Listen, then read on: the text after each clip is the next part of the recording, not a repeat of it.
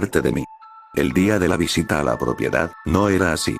Las calles estaban llenas de hombres, mujeres, niños y niñas. Parecía una ciudad normal y corriente. Desde la calle principal se bifurcaban callejones sin salida, acogedores rincones de casas de ladrillo rojo y calles adoquinadas.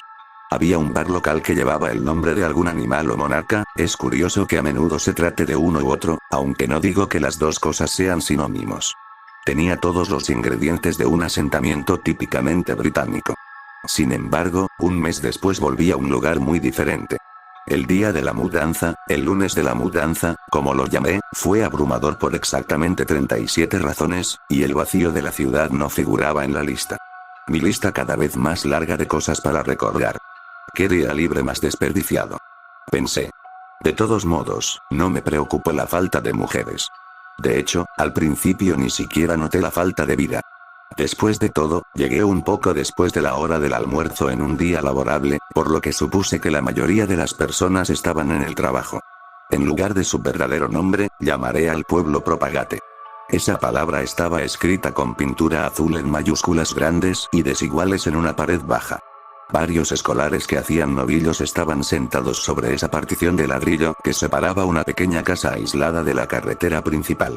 Una docena de piernas se balanceaban de un lado a otro como una hilera de pistones. Tenían una energía extraña, dado que eran transgresores de las reglas. Una energía que no era ni vertiginosa ni intimidante. Pero los chicos con los ojos en blanco observaban atentamente mi auto mientras pasaba. Ese avistamiento fue solo la primera rareza. También estaba el joven que paseaba al Cocker Spaniel. Los 5 señores mayores en la parada de autobús. El vecino que estaba de pie con ambos brazos alrededor de sus 2 hijos. Me observaban desde el jardín delantero mientras yo entraba en la entrada de mi nuevo hogar. Como dije, noté el silencio, pero no me preocupó. La falta de mujeres podría haber hecho sonar las alarmas en cerebros normales, cerebros con un poco de sentido común, pero yo no me di cuenta. Era un propietario primerizo, atónito, con un camión de mudanzas voluminoso a cuestas. No me juzguéis todavía. No soy, en absoluto, la hoja más desafilada del tajo de cuchillos, solo la menos. No me sorprendió en absoluto que me diagnosticaran autismo en el instituto, ya que siempre había estado un poco oxidado en lo que se refiere a lo que mi padre llamaba el mundo real.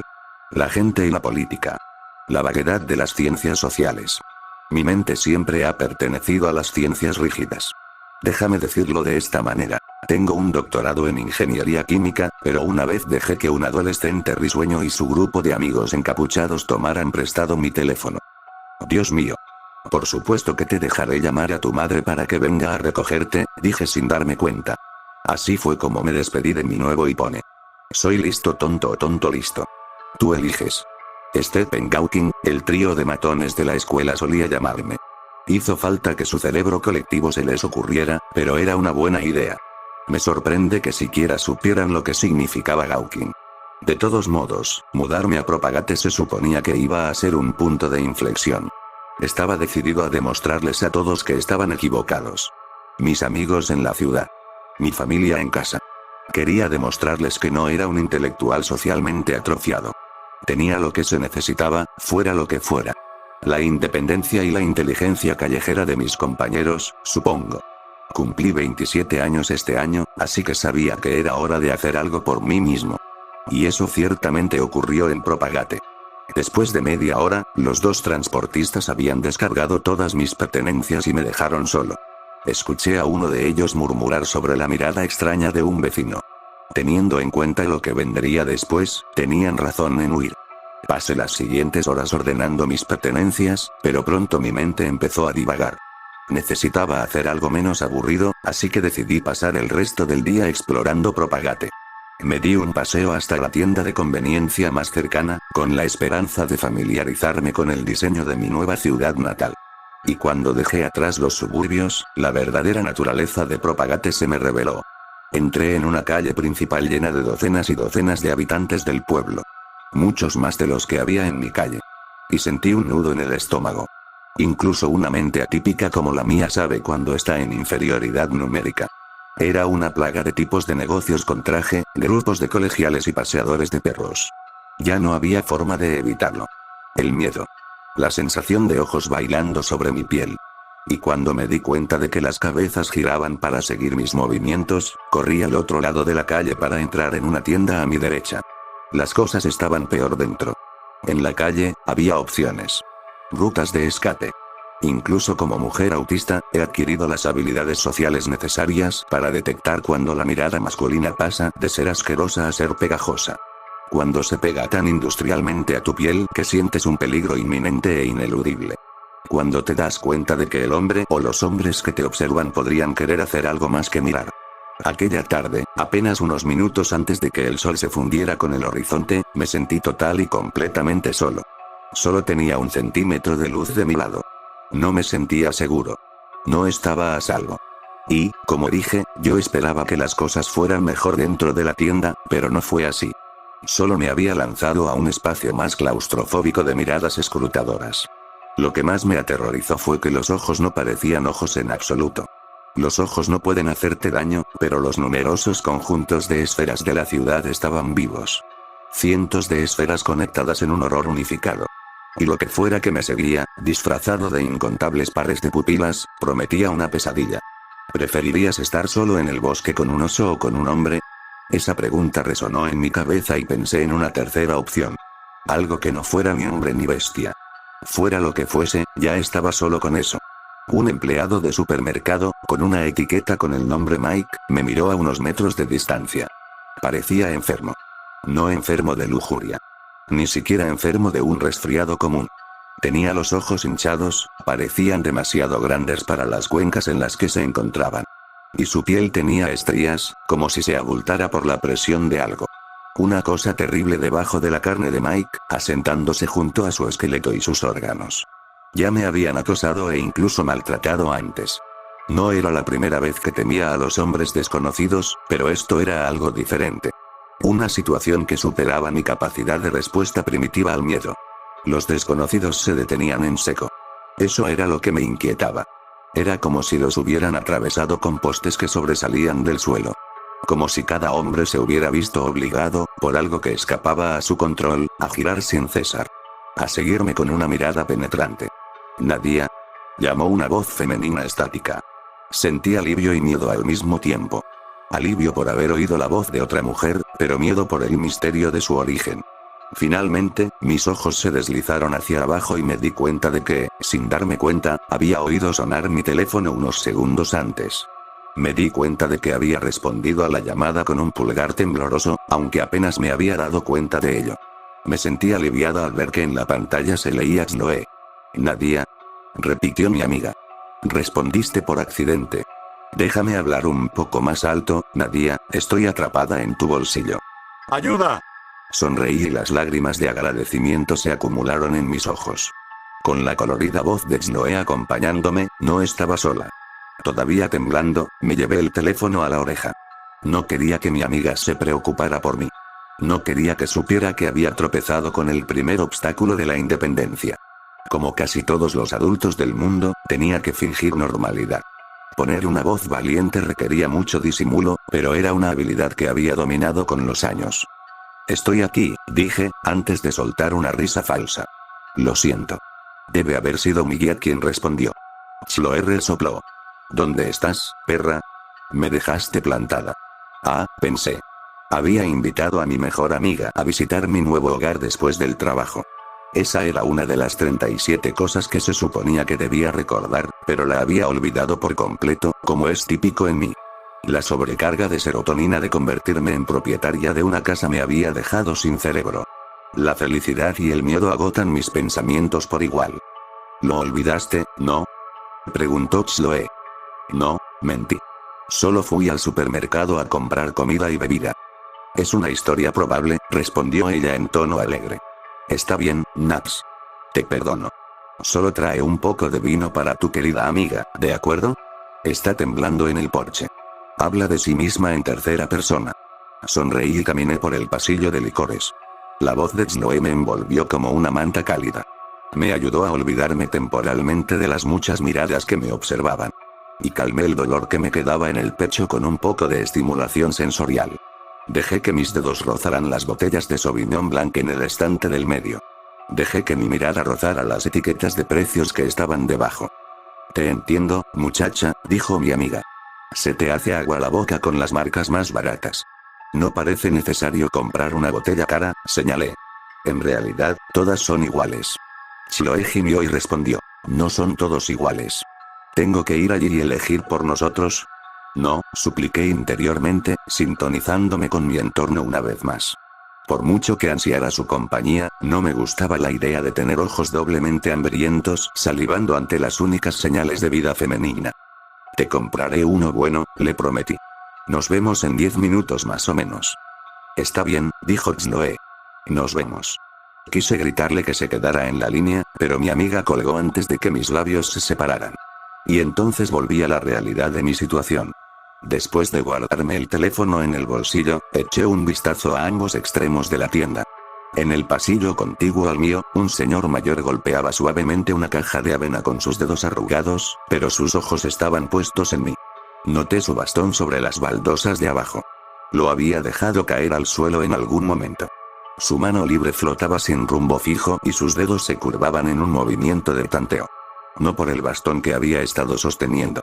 Por mí, me hice sangrar el labio inferior, mordiéndome con fuerza para ahogar un leve gemido de horror, luego giré la cabeza hacia la fila de licor. Después de tomar un vino de gama media, con la única intención de salir de ese lugar, me di la vuelta para irme. Pero mis dedos descoordinados golpearon una botella que estaba a su lado. Cuando comenzó a caer, observé con pánico, bombardeado por una visión de pesadilla de vidrio esparcido y líquido rojo. Por una visión de todos los habitantes del pueblo convergiendo en mi ubicación para inspeccionar la conmoción. Por supuesto, me sentí agradecido cuando el vino no se cayó. Me sentí agradecido hasta que me di cuenta de que la botella inclinada estaba suspendida en el aire. Me di cuenta de que había un par de dedos voluminosos envueltos alrededor de él. La mano surgió de entre el mar de botellas. Y yo sabía que no debía hacerlo, pero instintivamente me agaché para mirar a través del hueco entre dos estantes. Seguí el brazo de la manga negra hasta el siguiente pasillo. Hasta el extraño que había estirado el brazo a través de la estantería para coger la botella. Un hombre cuyo rostro no se revelaba, pues se elevaba muy por encima del estante del medio. Solo vi su abdomen. Una chaqueta desabotonada y una segunda mano. Una palma abierta congelada en forma de un saludo o de un choque de manos. Cuando la mano se movió, no fue un gesto amistoso. Empezó a caminar, casi a correr, por el estante del medio. Empezó a cruzar el puente entre nuestros dos pasillos. Y no se dirigía hacia una segunda botella que se estaba cayendo. Se dirigía hacia mí.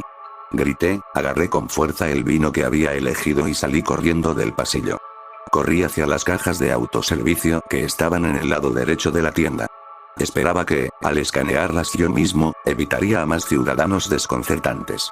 ¿Puedo ayudarle en algo?, preguntó un miembro del personal que observaba con tono opresivo y sin intención de cooperar. Estoy bien, dije, antes de hacer una mueca de dolor al ver el mensaje. ¿Tienes más de 21 años? En la pantalla táctil.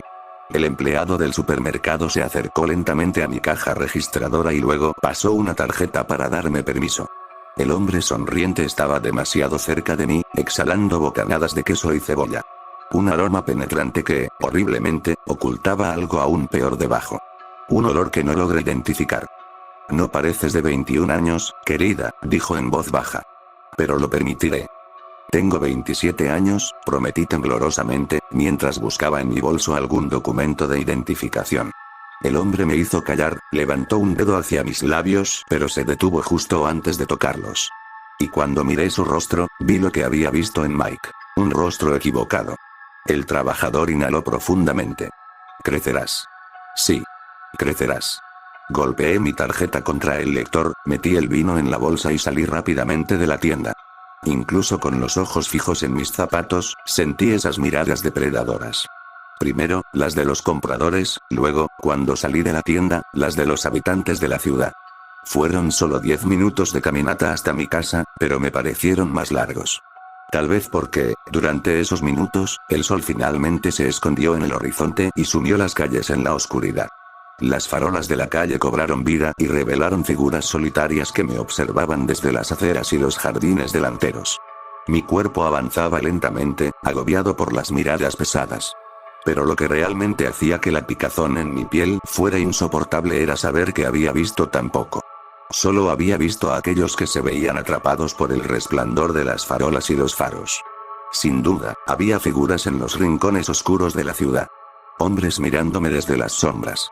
Para empeorar las cosas, cuando volví a casa, en la entrada solo estaba mi Mini Cooper de color naranja brillante. No había señales del Ford de Chloe. Ni señales de Chloe. Contesta, murmuré mientras intentaba llamarla sin éxito. Dijiste que estabas aquí, ella estaba aquí, explicó una voz. Se me escapó un grito cuando me di vuelta para mirar el césped que había al lado del mío. Me di vuelta para mirar al vecino de al lado que había visto cuando llegué. Todavía estaba de pie en el césped delantero con sus dos hijos, con sus grandes brazos alrededor de sus hombros. No han estado allí en todo el día, me dije, aunque no estaba convencido. Había habido algo extraño en la familia de la comedia de situación al principio del día. Pero parecían mucho más siniestros por la noche. Estaban de pie en su jardín delantero ennegrecido, apenas iluminado por la farola cercana. Habían estado esperándome. Fingí lo contrario, pero sabía que no era así. ¿Cómo dices? Pregunté con la voz entrecortada. El padre sonrió y dijo, tu amiga. Ella estuvo aquí. La invitamos a pasar a tomar una taza de té, afirmó uno de los chicos. El niño hablaba sin el menor asomo de emoción, sin una sola inflexión en ninguna de sus palabras. Me puse a pensar en los chicos que hacían novillos sentados en el muro. La falta de alegría en sus rostros. La falta de algo remotamente humano detrás de sus ojos. No veo su auto, me encontré diciendo en voz alta. Ella condujo para encontrarse contigo en la tienda, explicó el hombre. Fue una respuesta instantánea, como si mi vecino hubiera previsto la pregunta y preparado una respuesta de antemano. Ah, eso me recuerda, continuó, entrando en mi camino de entrada y sacando a la luz su inquietante sonrisa. Ella dejó algo para ti. El padre extendió la mano y me ofreció un teléfono con la pantalla rota. Lo tomé por reflejo, antes incluso de procesar el miedo que sentía en el estómago. No me ponía nervioso la pantalla rota. Ni siquiera la idea de que Chloe le diera su teléfono a un extraño. No, era algo en la forma en que mi vecino hablaba. Algo en la forma en que me tendía el dispositivo. Y cuando mi mano se encontró con la suya, algo me pinchó el dedo índice. Retrocedí, como si un pelo afilado entre los pliegues de su palma me hubiera cortado. Con la boca abierta, inspeccioné la gota de sangre que se estaba formando en la punta de mi dedo. Goteaba y caía en una de las muchas heridas agrietadas de la pantalla del teléfono. Levanté mi cara temerosa y dije, ¿qué le pasó a? Pero el hombre y sus hijos habían desaparecido. Habían huido sin siquiera oír el crujido de la hierba bajo sus pies. Algo me dolía en la mente. No solo la ciudad. Algo que envenenaba los colores del mundo. Algo que impulsaba a mi alma a gritar con todas sus fuerzas que debía esconderme. Corrí al porche, abrí torpemente la puerta principal y traté de estabilizar mi respiración. Escucha, empezó una voz desde la oscuridad. Grité y me retorcí para ver la silueta de un hombre en el vestíbulo sin luz. Solo me di cuenta a medias de que el intruso estaba levantando las manos en señal de defensa. Lo siento, dijo, dando un paso adelante. Tenía que encontrarte primero. Bien pudo haber dicho más, pero no escuché nada porque el mundo desapareció. Luego, un tiempo indeterminado después, una voz desde la oscuridad susurró, «Señorita». Escuché al desconocido antes de poder abrir los ojos a mover las extremidades. Probablemente fue lo mejor, ya que habría luchado contra él. No era como los demás. Lo había sabido, de alguna manera, incluso en la oscuridad del vestíbulo. Lo sentí en la presencia del hombre. Sin embargo, no dije nada de esto. Gemí, incapaz de producir palabras inteligibles. Incapaz de mover los párpados. Me hizo callar. Ahora estás a salvo. ¿Qué está pasando? Logré finalmente gruñir, abriendo un poco los ojos y vi que estaba sentado en el asiento del pasajero del vehículo del extraño. Todavía no lo sé, pero empezó hace 6 días, respondió. El señor Robertson entró en el restaurante de Brent Monroe con una sonrisa horrible y un mono manchado de sangre. La mitad del pueblo estaba allí. Estábamos celebrando la jubilación de Margaret.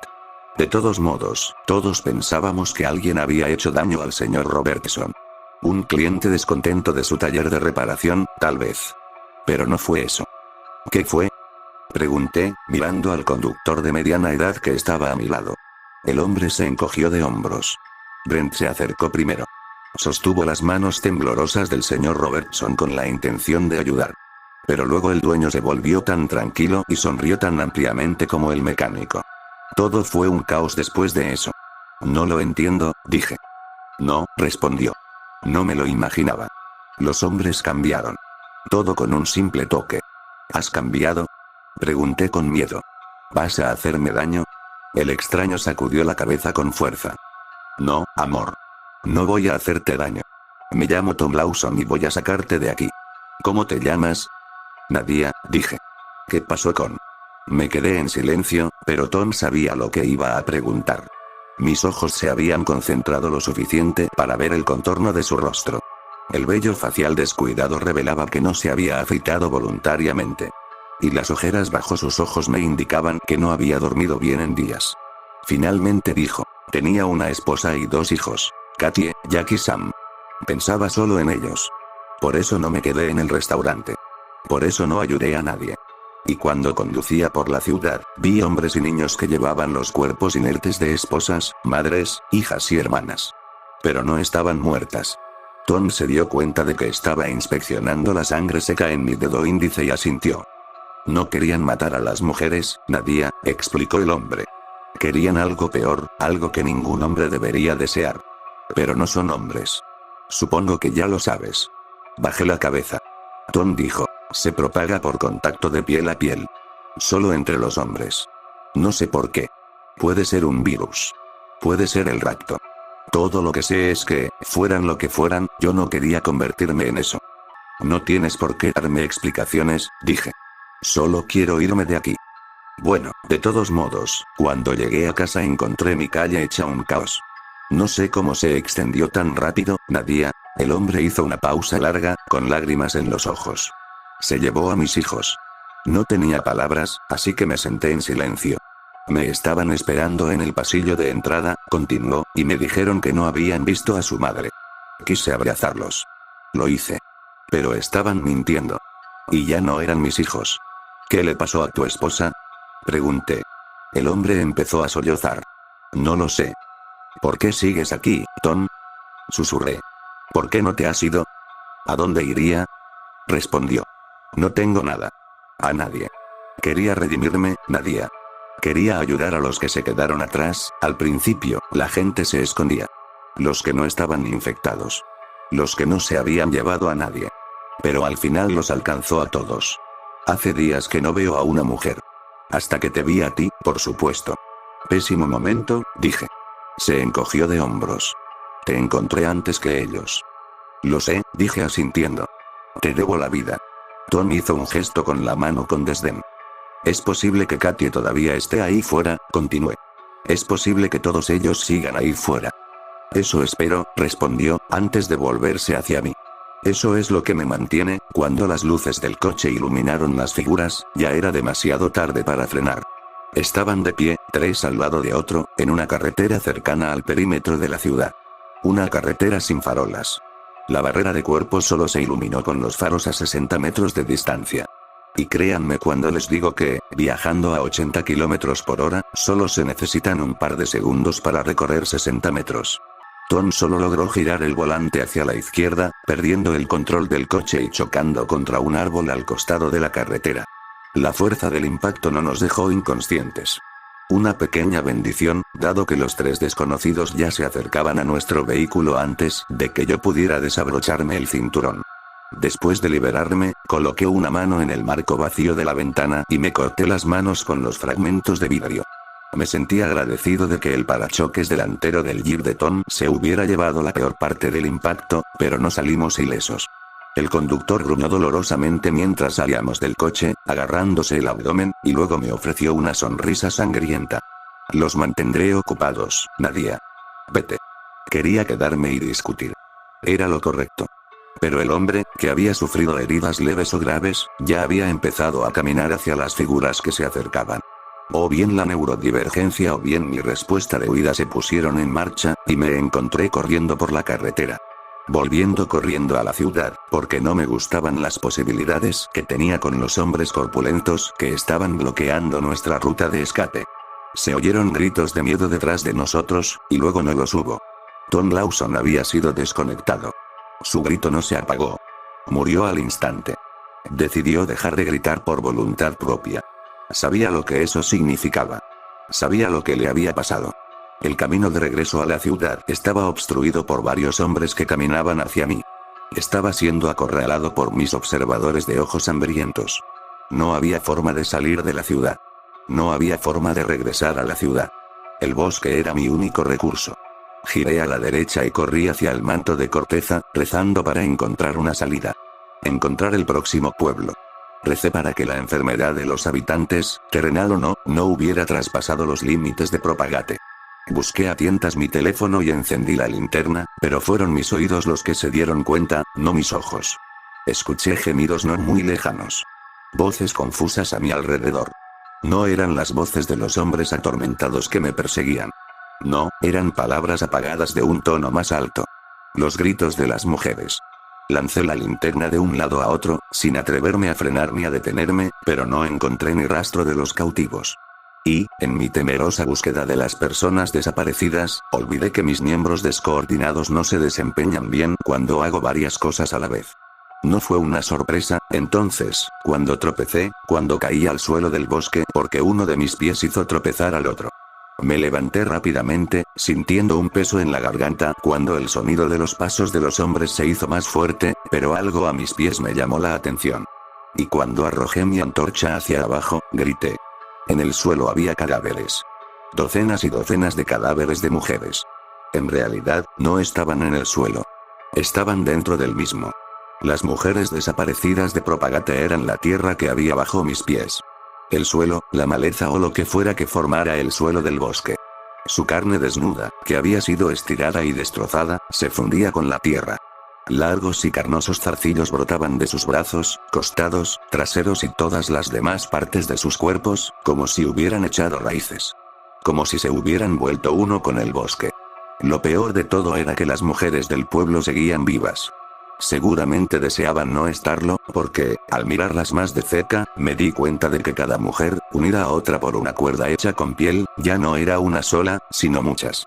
Y con eso quiero decir que miré a la mujer que estaba debajo de mis pies y vi que su propio rostro me miraba 4 veces. 4 rostros separados, cada uno atado a una parte diferente de su cuerpo, me gritaban. No como una mente colmena unida, sino como 4 versiones separadas de ella. Cada rostro gemía de una manera ligeramente diferente. Todos gemían con los labios cerrados, pero cada uno se expresaba de manera diferente. Las caras más pequeñas no eran más que montículos circulares que se habían propagado a partir de ella. Crecerían, por supuesto. Y también se propagarían. ¿Qué? Pensé horrorizado, preguntándome de dónde habían surgido esos pensamientos tan terribles. Sus ojos estaban cubiertos de lágrimas y motas de barro. Abrió la boca para hablar, pero solo escupió hojas trituradas y sangre. Sus palabras apagadas no lograron penetrar el verdor que brotaba de mis entrañas. Sin embargo, lo sabía.